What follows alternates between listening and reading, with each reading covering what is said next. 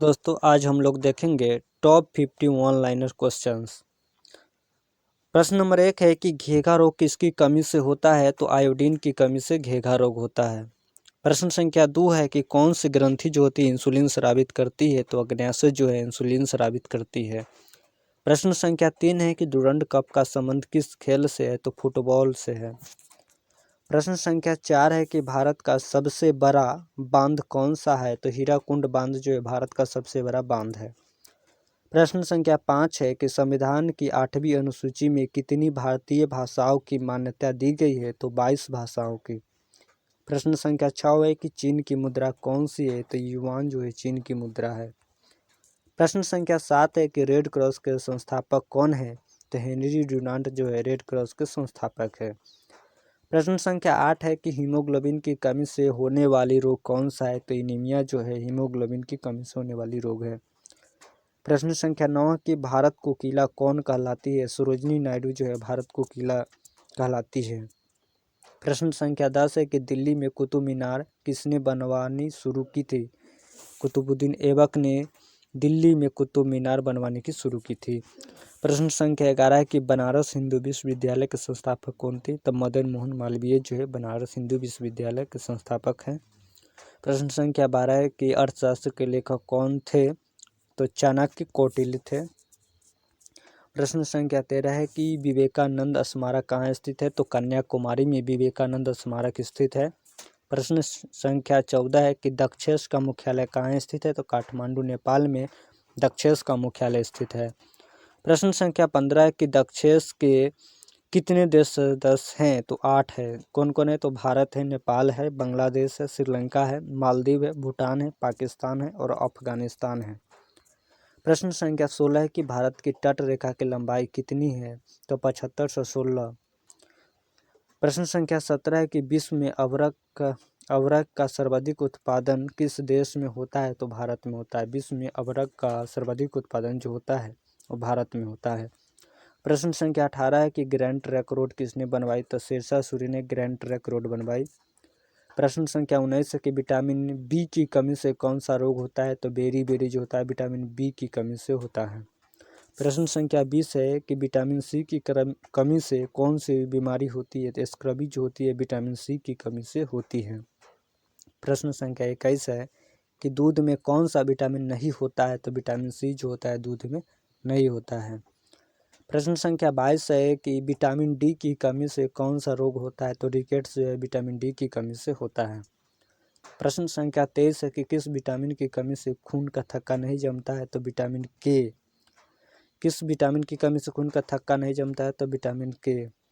प्रश्न संख्या 24 है कि विटामिन ई की कमी से कौन सा रोग होता है? तो बांझपन जो होता है विटामिन ई की कमी से होता है। प्रश्न संख्या 25 है कि विटामिन सी का रासायनिक नाम क्या है? तो एस्कॉर्बिक अम्ल जो है विटामिन सी का रासायनिक नाम है। प्रश्न संख्या 26 है कि वसा में घुलनशील विटामिन कौन से है? तो ए, ई, के, डी जो है वसा में घुलनशील विटामिन है। और जल में घुलनशील विटामिन होता है BC। प्रश्न संख्या 27 है कि साधारण नमक का रासायनिक नाम क्या होता है? तो NaCl जो है साधारण नमक का रासायनिक सूत्र है।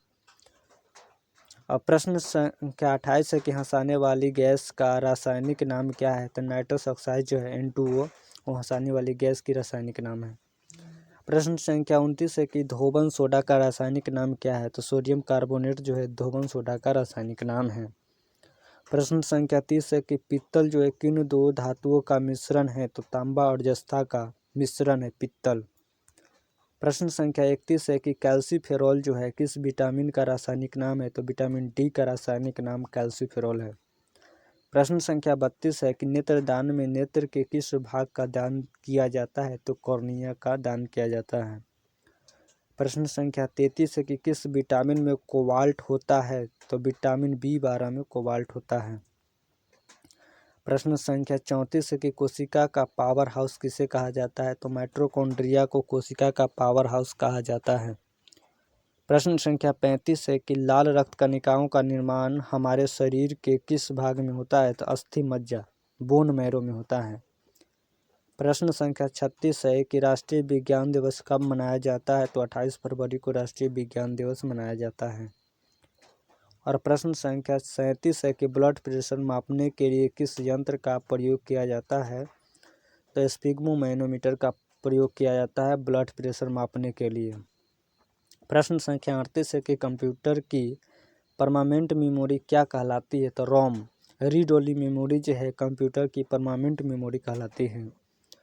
प्रश्न संख्या 39 है कि किस अधिवेशन में कांग्रेस जो है उदारवादी और उग्रवादी नामक दो दलों में विभाजित हो गई थी? तो 1907 के अधिवेशन में दो दलों में विभाजित हो गई थी। प्रश्न संख्या 40 है कि तंजौर का बृहदेश्वर मंदिर किसने बनवाया था? राजा राज प्रथम चोल ने। प्रश्न संख्या 41 है कि मुगल सम्राट अकबर का जन्म कहाँ हुआ था? तो अमरकोट के दुर्ग में।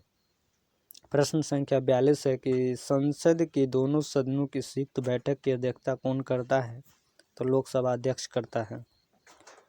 और प्रश्न संख्या 43 है कि भारत के प्रथम लोकसभा अध्यक्ष कौन थे? तो गणेश वासुदेव मावलंकर थे।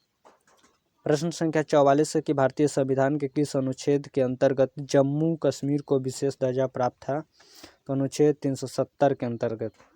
प्रश्न संख्या 45 है कि कोई विधेयक धन विधेयक है या नहीं, इसका निर्णय कौन करता है? तो लोकसभा अध्यक्ष करता है। कोई विधेयक धन विधेयक है या नहीं, इसका निर्णय जो है कौन करता है? तो लोकसभा अध्यक्ष करता है। प्रश्न संख्या 46 है कि विश्व का सबसे बड़ा महाद्वीप कौन सा है? तो एशिया जो है विश्व का सबसे बड़ा महाद्वीप है। धन्यवाद, आज इतना ही।